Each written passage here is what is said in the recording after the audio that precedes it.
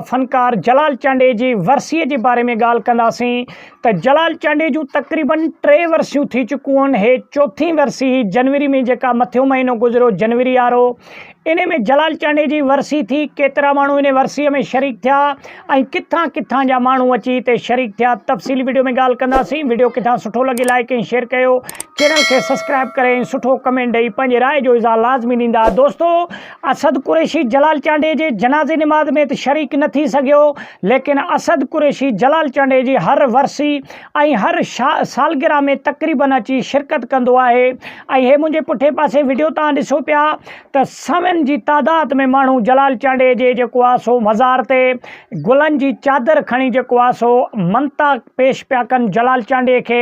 ऐं ईअं सवनि जे तादाद में माण्हू जलाल चांडे जे दरगाह ते अची ऐं क़बर ते अची दुआ पढ़ी कुल पढ़ी ऐं जेको आहे सो वञनि था। दोस्तों, जलाल चांडियो सिंध जो हिकु अज़ीम फ़नकार हुयो ऐं जलाल चांडे जा विछोड़े खे अॼु ताईं बि माण्हू विसारे न सघिया, छाजे करे जो जलाल चांडे जो ख़ाल भरजण जो न आहे। दोस्तों, जलाल चांडियो सिंध जो किंग बि सॾिजे पियो उन टेम ते। दोस्तों, हिन वक़्तु त मुमताज़ मौलाई जो नालो आहे, लेकिन जलाल चांडियो 1985 1970 खां वठी जलाल चांडे जी हाक हुई सिंध में।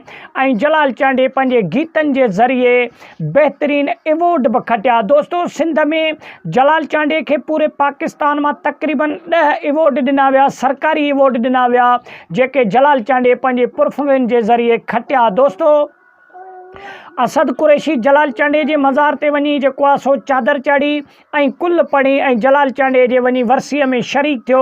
जलाल चांडे जूं 2 वरसियूं त विच में जेको आहे सो न आयूं, छाजे करे 2022 में ॿोॾि जेका आई उन में जलाल चांडे जी जेका वरसी हुई उहा जेको आहे सो ख़तमु कई वई हुई, छाजे करे जो सॼे सिंध में ॿोॾि वारी सूरत हाल हुई।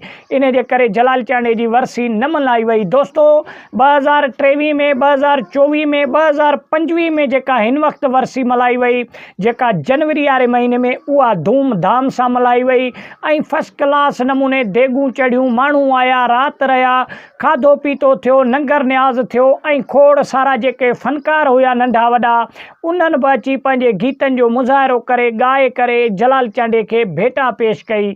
त वॾी महिरबानी, मिलंदासीं नेक्स्ट वीडियो में। तेसिताईं ॾींदा इजाज़त, अल्लाह निगहबान। दोस्तों, नेक्स्ट वीडियो तव्हांजे लाइ खणी ईंदासीं जलाल चांडे जी जेका ओताक आहे उन खे हिन वक़्तु केरु आबाद कयो वेठो आहे, इहा तफ़सीली वीडियो में ॻाल्हि कंदासीं नेक्स्ट में। वॾी महिरबानी।